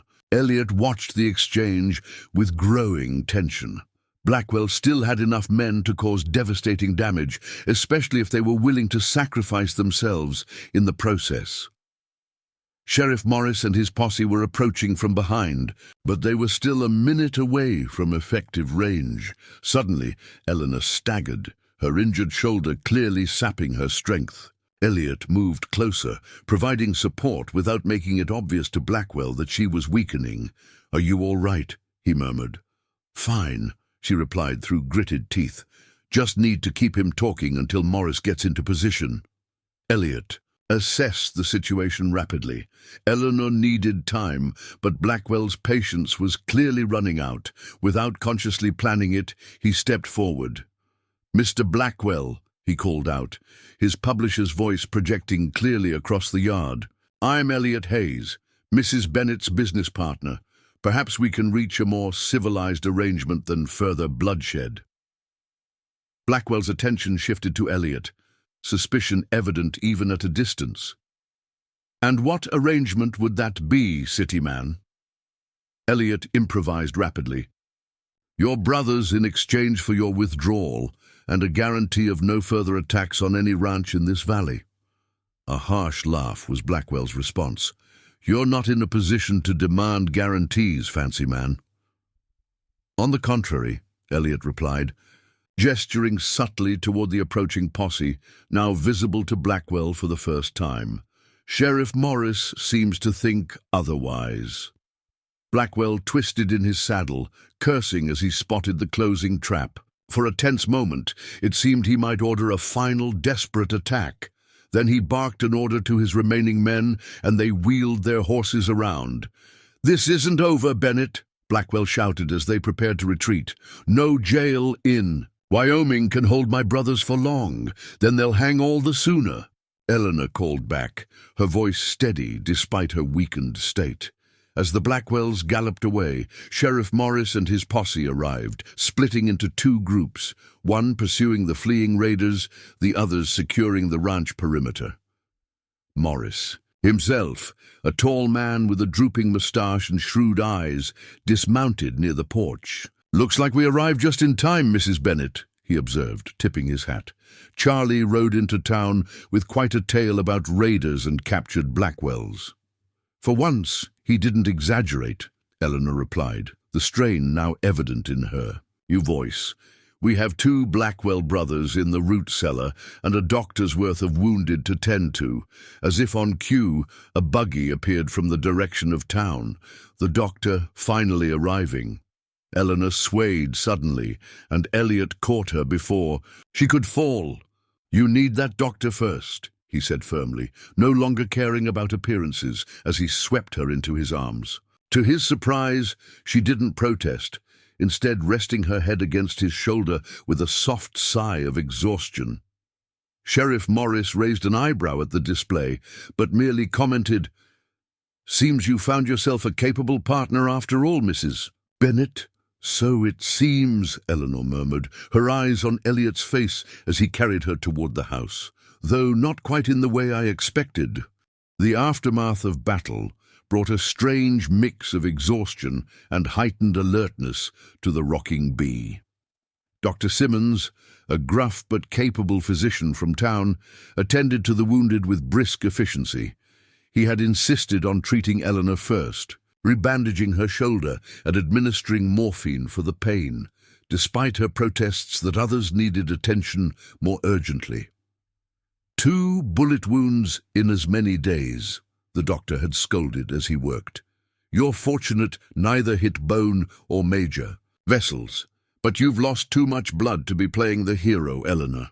Elliot hovered nearby, unwilling to stray far from her side now that the immediate danger had passed. She had initially bristled at his protectiveness, but eventually surrendered to the combined effects of exhaustion, blood loss, and medication. "Stop looking so worried, Mr. Hayes," she murmured as Dr. Simmons finished his work. "I've survived worse than this." "That's not particularly reassuring," Elliot replied, his concern evident. "Is she going to be all right, Doctor?" Simmons packed his instruments with practiced movements. "She needs complete rest for at least a week. No riding, no ranching, no heroics." He fixed Eleanor with a stern glare. "And I mean complete rest, Eleanor. Not your usual version where you're back giving orders within hours." To Elliot's surprise, Sheriff Morris insisted on moving the Blackwell brothers to town immediately, despite the late hour. "Those 2 are too dangerous to keep here overnight," he explained, as his deputies led the sullen prisoners to a wagon. "Jackson Blackwell might still try to free them, and I'd rather face that attempt at the jail in town than here at the ranch." "Will the charges stick?" Elliot asked, having witnessed enough legal proceedings in Boston to understand how easily the wealthy and connected could evade justice. Morris's expression was grimly satisfied. "Attempted murder, cattle rustling, destruction of property, assault with deadly weapons. They'll hang for certain, and with 2 Blackwell brothers behind bars, we might finally have the leverage to bring down the whole gang." After the sheriff's departure with the prisoners and most of his posse, the ranch gradually settled into an uneasy calm. Edward Morton and his men agreed to stay the night, providing additional security in case the Blackwells attempted a desperate rescue. The wounded were made comfortable in the bunkhouse, with Mrs. Palmer and Mrs. Mitchell taking turns tending to them throughout the night. Elliot found himself in Eleanor's study as midnight approached, reviewing the damage reports Tucker had compiled. The ranch had fared remarkably well, considering the scale of the attack: some bullet-riddled buildings, broken windows, and a section of burned fencing. 2 horses had been lost, along with a handful of cattle, but the core of the rocking bee remained intact. The financial ledgers told a more concerning story, however. The cost of repairs, medical care, and lost productivity would strain the ranch's resources, especially with spring cattle sales still weeks away. Eleanor had been conservative in her cash reserves, but even so, the margins were thin. He was so absorbed in the figures that he didn't hear her approach until she spoke from the doorway. "You should be resting." Elliot looked up, startled to see Eleanor standing there in a dressing gown, her bandaged arms supported by a sling, her hair loose around her shoulders. "I could say the same to you." The doctor was quite explicit about complete rest. "I've never been good at following orders," she admitted, moving slowly into the room to sink into the leather chair opposite the desk. "Besides, I couldn't sleep, knowing you were down here worrying over my books." "They're concerning," Elliot acknowledged. "The attack couldn't have come at a worse time financially." "You're stretched thin until the spring sales," she nodded, unsurprised. "Ranching is always a precarious business. One bad season, one harsh winter, one raid like this, it can erase years of profit." Elliot tapped the ledger thoughtfully. "There are options. The bank in Cheyenne won't lend to a woman without a male co-signer," she finished, a familiar frustration coloring her words. "And before you suggest it, I've tried using Tucker as a front. The bank knows who actually owns the rocking bee." "What about the railroad contracts you mentioned?" "Those would provide immediate income," Eleanor sighed. "The purchasing agent was interested, but again, he balked at signing with a female ranch owner. Suggested I find a husband or sell to someone who could properly manage such a large operation." Her voice carried years of battling such attitudes. Elliot leaned back, studying her in the lamplight. Despite her exhaustion and injury, she radiated a quiet dignity and determination that he found increasingly admirable. "It's unjust," he said simply. "You've built one of the most successful ranches in the territory through your own skill and in hard work. The fact that banks and businesses won't recognize that because you're a woman is not just unfair, it's poor business practice." A ghost of a smile touched her lips. "Perhaps you should explain that to them." "Perhaps I should," he replied, more seriously than she had intended. Her expression shifted, curiosity replacing fatigue. "You've changed since you arrived, Mr. Hayes. The man who stepped off that stagecoach 3 days ago would never have considered confronting a bank on behalf of a ranch he barely knows." The man who stepped off that stagecoach didn't understand what he was walking into, Elliot admitted. "I came here expecting a business arrangement, a way to rebuild my life after failure. What I found instead was—" He hesitated, searching for the right words. "Something worth fighting for." The simple declaration hung in the air between them, carrying more weight than either had anticipated. Eleanor's gaze dropped to her hands, then lifted to meet his directly. "Why did you really answer my advertisement, Mr. Hayes?" "The truth." Elliot considered deflecting, then decided honesty was the only path forward. "My publishing business had failed. My partner embezzled our funds and fled to Europe, leaving me to face our creditors alone. I lost everything: my business, my home, my standing in Boston society. The admission still stung, but less sharply than before. Your advertisement offered a chance to start over somewhere no one knew of my disgrace." "And now?" she asked quietly. "Now that you've seen what life here truly entails, the dangers, the hardships, the constant struggle, now I find myself more interested in staying than I could have imagined," he replied, "though not precisely in the arrangement we originally discussed." Eleanor's eyebrow arched. "Oh, I think we've moved beyond a marriage of mere convenience, don't you? These past days have shown me qualities in you I couldn't have anticipated from your letters. courage, leadership, strategic thinking, and they've revealed capabilities in myself I didn't know existed, such as attacking armed raiders with an axe. There was a warmth in her voice he hadn't heard before. Among other things, he acknowledged, with a self-deprecating smile, my point is that any arrangement between us now would need to be based on genuine partnership, not just business. Necessity. Eleanor studied him thoughtfully. You're proposing a genuine courtship, rather than a business merger. I'm proposing we acknowledge what's already happening, Elliot clarified. Something has changed between us during this crisis. I'd like to explore what that might mean without the pressure of immediate decisions. She was silent for a long moment, her expression unreadable. Then she nodded slowly. That seems reasonable. Though I warn you, Mr. Hayes, I'm not an easy woman to court. I've built this life on my own terms, and I won't surrender my independence easily. I wouldn't expect you to, he assured her. Nor would I want you to. Your independence is part of what I admire. A knock at the study door interrupted their conversation. Tucker appeared, his weathered face grave despite the lateness of the hour. Sorry to disturb you, ma'am, but one of Sheriff Morris's deputies just rode in. There's news you need to hear. Eleanor straightened, instantly alert despite her injury. What is it? The Blackwells attacked the sheriff's wagon on the road to town. There was a firefight. Sheriff Morris took a bullet but will recover. Tucker hesitated, his expression darkening further. The prisoners escaped in the confusion. The Blackwell brothers are free again. Elliot felt a chill run through him. And Jackson Blackwell? Still at large, Tucker confirmed grimly. The deputy says they've retreated to their stronghold in the hills, but they made one thing clear before they left. This isn't over.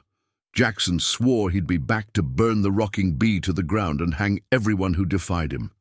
Eleanor absorbed this news with remarkable composure, though Elliot could see the tension in her jaw. We expected as much. The Blackwells have never been ones to accept defeat. What do we do now? Elliot asked, already calculating how this development affected their precarious situation. We prepare, Eleanor replied simply. The Blackwells will need time to regroup, tend their wounded, plan their next move. That gives us time as well. She turned to Tucker. Double the night patrols for the foreseeable future.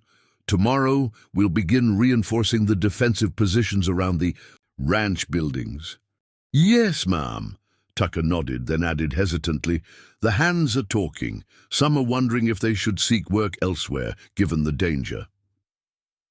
Eleanor's expression didn't change, though Elliot caught the brief flash of concern in her eyes. Anyone who wants to leave can collect their wages in the morning. No hard feelings. I won't hold men here who fear for their lives. After Tucker departed, silence descended on the study. The weight of their situation pressed down on both of them. The ranch financially strained, the owner wounded, their enemies regrouping, and potentially facing a reduced workforce just when they needed strength most. You should reconsider your interest in staying, Mr. Hayes, Eleanor said finally, her voice steady but subdued. This conflict with the Blackwells has escalated beyond anything I anticipated. I brought you here under false pretenses, however unintentional, and now you're caught in a blood feud that isn't yours. Elliot studied her face in the lamplight, seeing past the composed exterior to the burden of responsibility she carried alone.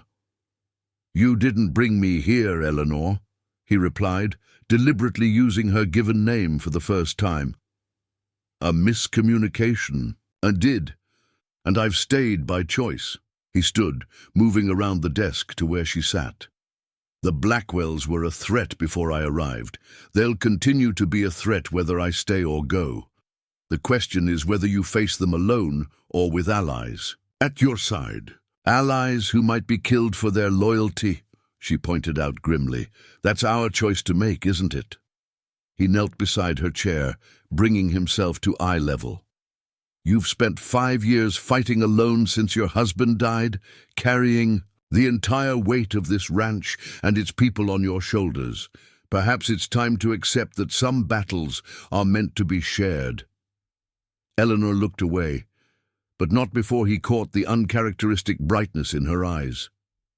"I'm not accustomed to relying on others. I've noticed," he said dryly, drawing a reluctant smile from her. "Consider it a new experience.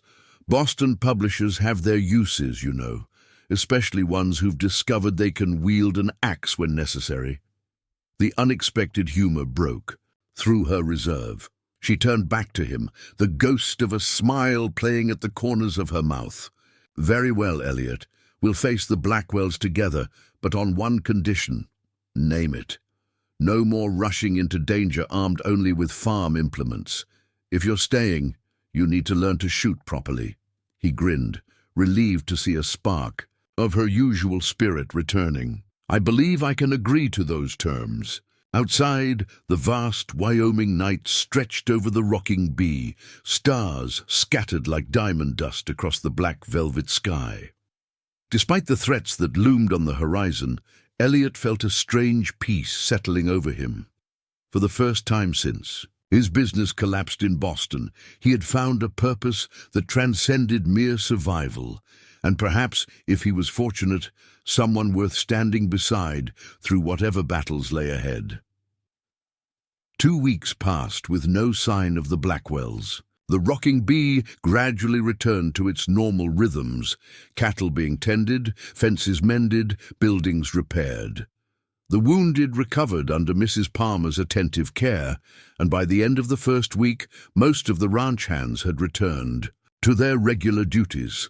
Contrary to Tucker's fears, only 2 men chose to leave, collecting their wages with apologetic glances and hurried departures. The rest stayed, their loyalty to Eleanor stronger than their fear of the Blackwells. 4 new hands arrived from neighboring ranches, drawn by the story of how the rocking bee had stood against the raiders. Eleanor, to everyone's surprise, actually followed Dr. Simmons's orders for complete rest, though Elliot suspected it was. Less about obedience to medical advice and more about giving her body the recovery time it desperately needed. She spent most days in a chair on the porch, overseeing ranch operations from a distance and holding court with visitors from town who came bearing news and supplies. Elliot found himself taking on increased responsibilities, applying his business acumen to the ranch's financial challenges. His first major contribution was negotiating a new agreement with the railroad purchasing agent, not as Eleanor's husband or even her formal business partner, but as her authorized representative. "I don't understand how you managed it," Eleanor said when he returned from Cheyenne with signed contracts. She had progressed to moving around the house with the aid of a cane, her strength returning daily. "That agent refused to deal with me for months." Elliot smiled, setting the contracts on her desk. "I simply pointed out that several major Eastern newspapers would be very interested in a story about a successful female rancher being discriminated against by Western Union Pacific representatives, especially when that rancher supplies beef to army outposts that protect the very railroad." Lines in question. "You threatened him with the press," she translated, amusement lighting her eyes. "I leveraged my publishing background," he corrected mildly, and reminded him that the railroad's Eastern investors are more concerned with profit than gender. The contracts provided the immediate cash flow they needed to secure the ranch's operations through the spring and into summer. But both knew that financial stability was only one of their concerns. The Blackwell threat remained, a shadow looming over every plan and decision. Sheriff Morris, recovered from his wound, visited the ranch regularly, bringing updates on the search for the outlaw gang. "They've gone to ground," he reported during one such visit. "My sources say they've retreated to their stronghold in the Laramie Range. They've done this before, disappear for weeks, then strike when people's guards are down. We won't let our guard down," Eleanor assured him. Though the constant vigilance was taking its toll on everyone at the Rocking Bee, true to her condition for Elliot's continued presence, she insisted on teaching him to shoot properly. Each morning, they spent an hour at targets set up behind the barn, Eleanor instructing him in the finer points of marksmanship despite her injured arm.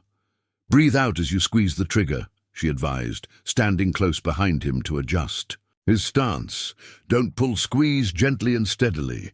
Under her tutelage, Elliot's skills improved rapidly. He would never be a gunfighter, but he could now hit what he aimed at with reasonable consistency, a vast improvement over his previous wild firing. Their daily lessons became something more than practical training, a time for conversation that deepened their understanding of each other. Eleanor shared stories of her early years on the ranch with her husband, the struggles they faced, and how she had carried on after his death. Elliot spoke of his childhood in Boston, his passion for books that led to publishing, and the painful lessons of his partner's betrayal. Gradually, the formal boundaries between them softened. Mr. Hayes became Elliot, not just in private moments, but in daily interactions. For his part, he called her Eleanor, with increasing ease, the name feeling right on his tongue in a way that surprised him. Spring arrived in full force, bringing wildflowers to the valleys and new calves to the herd. Eleanor discarded her cane, her physical recovery nearly complete, though she would always carry a scar where the second bullet had grazed her shoulder. It was on a mild April evening, nearly a month after the Blackwell attack, that everything changed again. Eleanor and Elliot sat on the porch after dinner, watching the sunset paint the western sky in brilliant oranges and pinks.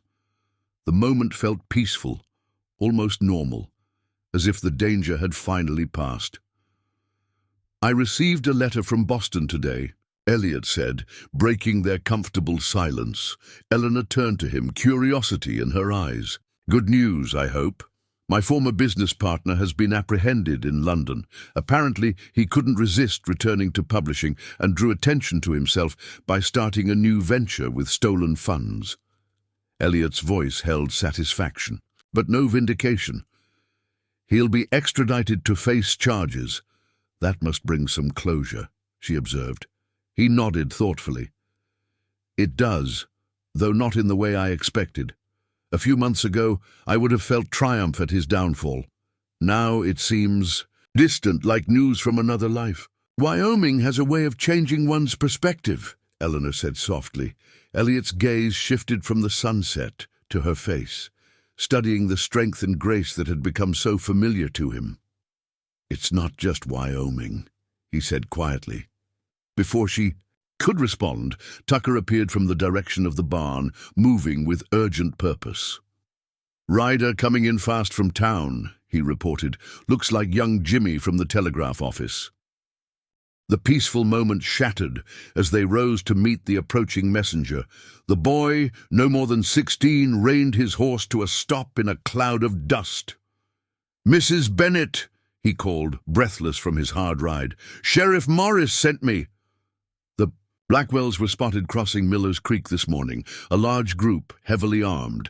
"They're heading this way." Eleanor's expression hardened with resolve rather than fear. "How many?" "At least 20 riders," Jimmy reported. "Sheriff's gathering a posse, but he says they probably won't reach here before the Blackwells." She nodded grimly.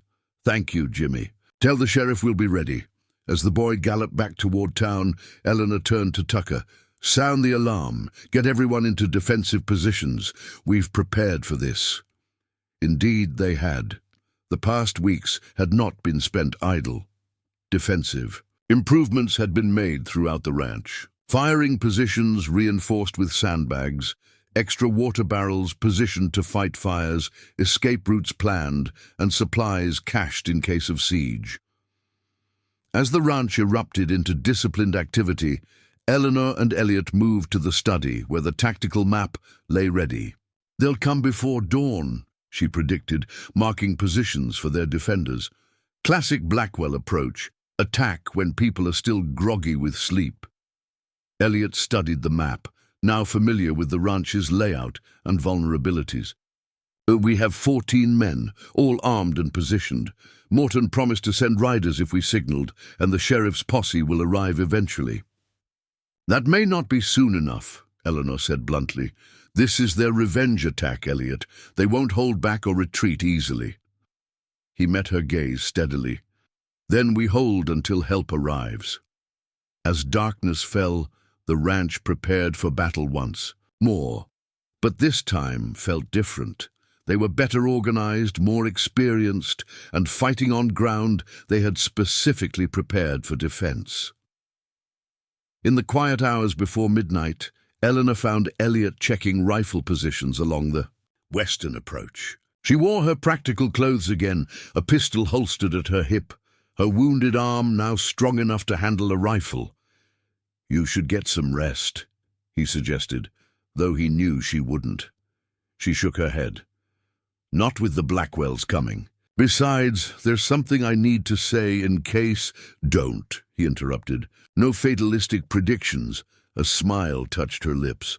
"Not fatalistic, just honest." She stepped closer, her voice lowering. "Whatever happens tonight, I want you to know that your arrival here, miscommunication and all, was the best thing that's happened to the Rocking Bee in years.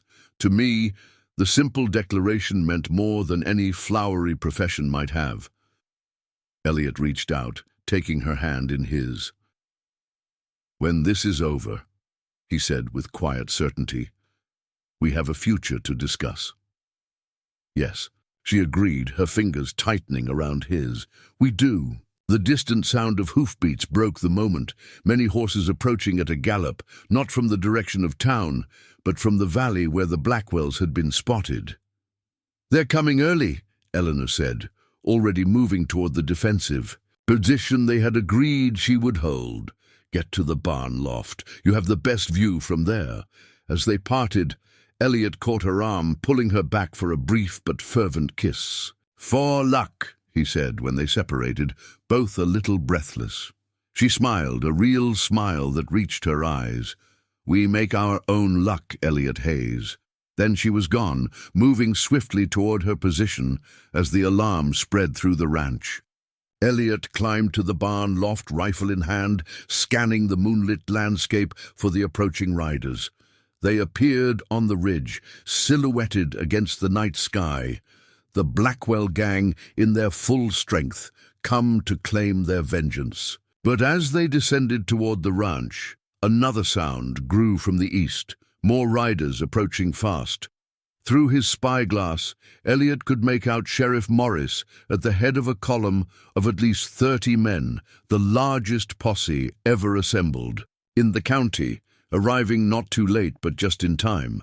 The Blackwells, caught between the defended ranch and the approaching posse, hesitated at the edge of rifle range.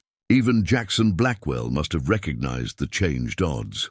After a tense standoff that seemed to stretch for hours but lasted only minutes, the raiders wheeled their horses and disappeared back into the hills from which they had come.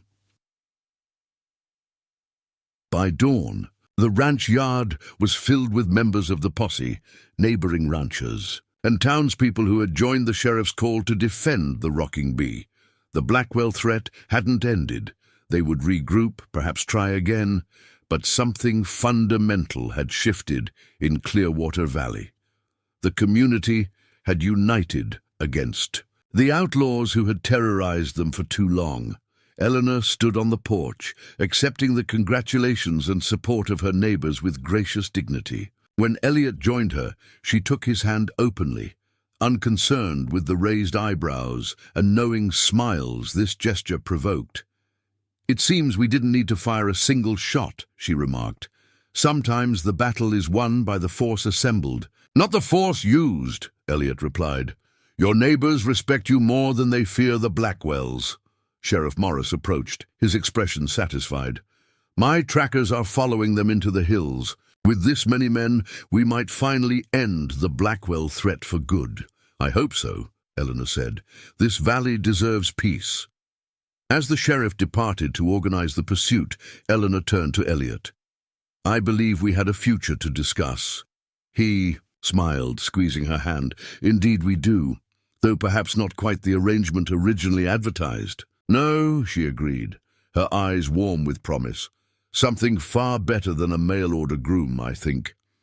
The morning sun rose over the rocking bee, illuminating not just a ranch saved from raiders, but a partnership forged in crisis, tested by fire, and emerging stronger than either could have imagined when a Boston publisher stepped off a stagecoach into the heart of Wyoming territory. Up next, you've got two more standout stories right on your screen.